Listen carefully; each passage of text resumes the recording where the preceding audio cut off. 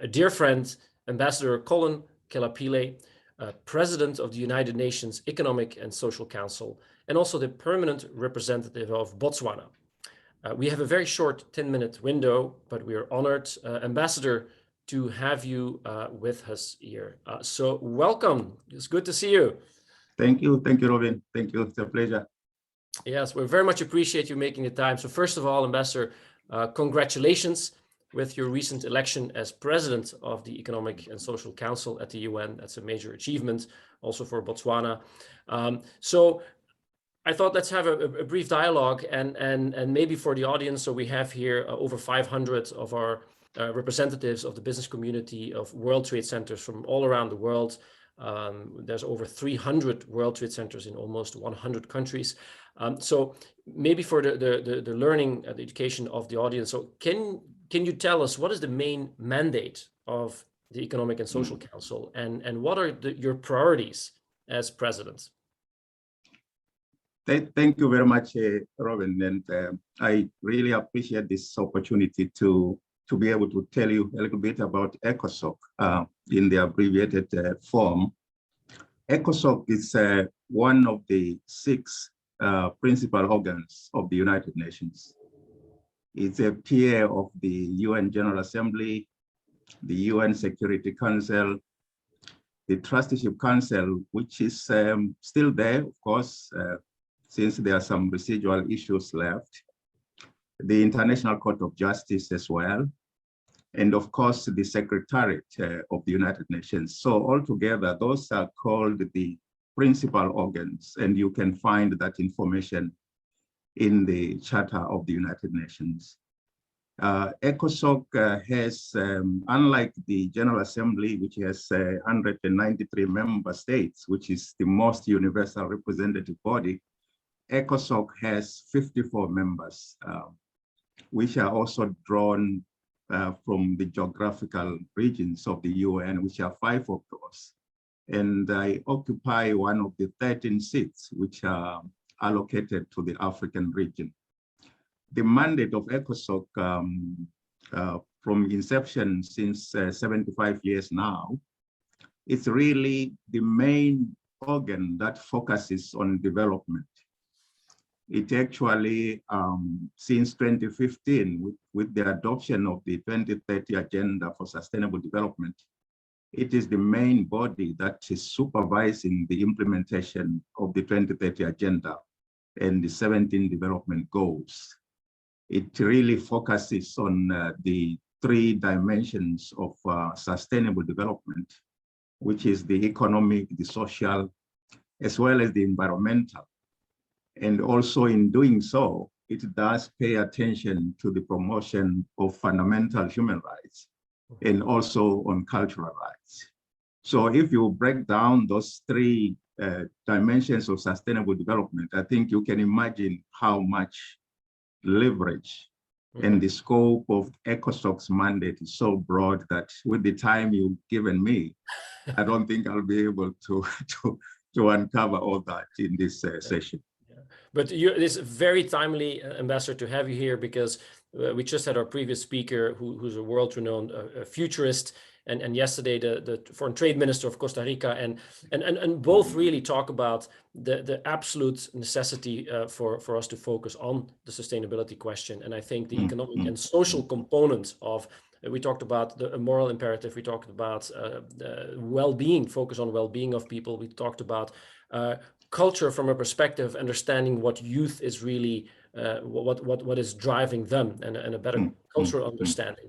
So this whole notion of making the world more livable, but also the ability, because we have a lot of the business community here with us today, is of attracting and retaining top talent, really comes down to those social and economical, sort of those the cultural questions that you just brought up. So another question would be, Africa is a key area of focus also for our global organization. We have many members in Africa, but how can our global network of World Trade Centers best engage in Africa? And I'm just thinking, how can we leverage for example, the Africa Free Continental Trade Agreement? So also you being the permanent representative of Botswana, how can companies, organizations from around the world in a sustainable manner best engage? And I know Africa is a big continent, but there's a lot of good things happening. So what are your perspectives of how businesses can best start interacting and working with Africa? Mm-hmm. No, thank you again, Robin. Just before I transition to that, let me just quickly run you through my priorities for ECOSOC. I'll just go through. Of course. So let me just say, it's all there in my statement of 23rd of July, 2021. That was the inaugural session when I accepted the presidency. So like every president does, I had to outline a broad range of priorities, and there are basically 8 of those. They are not exhaustive, but they are quite, to the point in terms of the time that we live. First of all, the swift recovery from COVID-19. You will find that I have committed to ensuring that the kind of recovery we are talking about also speaks to the core issues that are currently challenging us. The issue of equitable access to vaccines. Mm-hmm. The second one is how do we now, revive the physical space that has been eroded by COVID-19. I think our recovery is going to be very difficult, but therein I would want to still ensure that we realize we already have the very formidable and robust SDGs. The 2030 agenda was already ambitious enough when it was adopted in 2015. I think we still have an opportunity to ensure that the recovery is aligned to implementation of those goals. The third one, the issue of inequalities within and between countries. I think it has already been an issue that has challenged our countries over the years, but I think the COVID-19 really exposed the fragile social nets in our societies. We can do more, and we can use the opportunity to strengthen access to health and access to many things so that no one is left behind. The fourth one, I think the issue of how do countries that have faced challenges of conflict transition to sustainable development. We cannot allow COVID and climate change to really put even further down those countries that have already been struggling in terms of conflict. We are talking about Haiti, we are talking about the Sahel, and we are talking about South Sudan in ECOSOC. The fifth one is the science, technology, and innovation. I think the example that we have seen during the pandemic on how the education sector in particular was affected. For many of our countries, when the schools were closed, it meant literally they are closed. But those who could afford that, because they have the means in terms of technology, at least they remained virtually open. There is a need to close the digital divide between the South and the North. The sixth one, which I won't go too into details because COP26 just ended, is the climate crisis. I think we are a long way off, and we need to work harder to achieve the 1.5. That needs a lot. It needs financing for developing countries in particular. The commitments must also cover that area. The seventh issue, which actually covers your own entity and yourself, inclusivity and partnerships.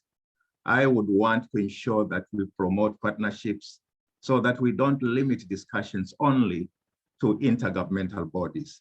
The last one, which also transitions me to Africa, is the youth. You refer to the youth, and I think when I came, also your colleague, the last speaker, was speaking about the demographics.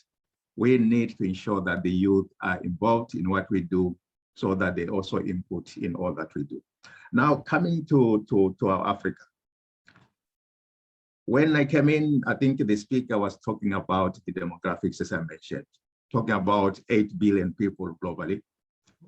I think 1 billion of those, or 1.3 billion of those, are in Africa. And I understand down the line by 2030, we're supposed to go up even further to about 1.6 billion. And even further by 2065, we are projected to go to 3 billion. So the demographics of our continent by themselves, 60 to 63% of that is the youth under the age of 25. Yeah. I think we all know the dividend that comes with investing in the youth. you put the youth together with the technological advancements, I think you can get everything going for our continent. You referred to the Africa Free Trade Agreement, the ACFTA. This is indeed for our continent a game changer if it is really implemented in the manner that really promotes intra-Africa trade. There is still a long way to go, of course, and in order to have it really fully realize its potential, the key investment areas would certainly include investing in high-quality infrastructure. For Africa to trade at ease and move goods and services and people around, there needs to be high-quality infrastructure in terms of the connectivity, cross-border projects. We concluded one ourselves, between ourselves and Zambia, and we are going to be also bringing in our neighbors, Zimbabwe, in the near future. There is potential, therefore, for private business in the context of partnerships to also come together with governments to invest in infrastructure in particular. Mm-hmm. The key to realizing the potential of the Africa Free Trade Agreement, which in fact came into effect January this year, lies heavily on that particular sector. But of course, African countries themselves need to work into bringing down some of the barriers. I see there's a discussion that is going on the tariffs issue. We are hoping that this is resolved because it is projected that if the African countries are going to resolve or break down the tariffs barrier, we could enhance our intra-Africa trade by about 13% more. Mm-hmm. There are also projections whatever, I think our regional commission, the UN Economic Commission for Africa, has already done some studies on how much will be gained in terms of the total GDP of our region. Agriculture in Africa is also one sector really that has a lot of potential. The information that I see around is that almost 60% of uncultivated land in the world is in Africa. But yet that very sector is employing about a similar percentage of its population, 60%, mm-hmm. Employment rate. Yep. And it also has the great potential of contribution to the GDP of the continent, 12 to 15% roughly there in the agriculture sector. So I think that if we are to really achieve the goals that were actually amplified recently at the Food System Summit, which was convened here in September, food insecurity is real with these demographics, which are showing projected increase and growth in populations, including in Africa. I think we must enable Africa to not only feed itself, but to also be able to feed everyone else, even beyond its borders. Yep. Let's invest in agriculture. There is potential to create jobs. There is potential to also, raise the GDP of our continent. Yeah. Well, and really not leave this uncultivated land, which is about 60%, I understand, globally it's in Africa, to waste. Yeah. Well, definitely. We would not want anything go to waste, and I take your pointers on infrastructure, and agriculture ties into, of course, and the infrastructure projects are now happening also in many countries. A lot of public funding available. Agriculture leads us to the question of food security as well. So I think very important topic. So in closing, Ambassador, really thank you so much. I want to say that you can count on our support of the World Trade Centers Association for your agenda at ECOSOC. We are actually a social actor with ECOSOC, but it is you have my commitment for us to really activate that membership and count on seeing me there. I think, and this is something we'll continue to have feedback from our global membership as well, because these are very important topics. So we're also, we just recently engaged someone to work for our organization specifically focused on Africa. He's based in Johannesburg, actually. Just recently joined us a couple of weeks ago.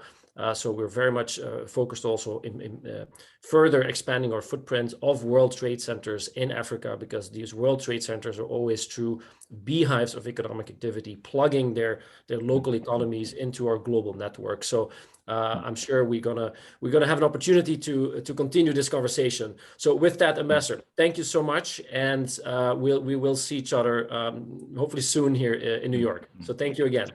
Thank you so much. Just for your information, on 2nd of February, the partnership forum is coming, which is convened by ECOSOC.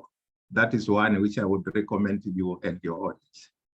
It's noted, February 2nd. February 2nd. Thank you so much. Thank you, Robin. Thank you so much. Bye-bye. Thank you. Okay, bye.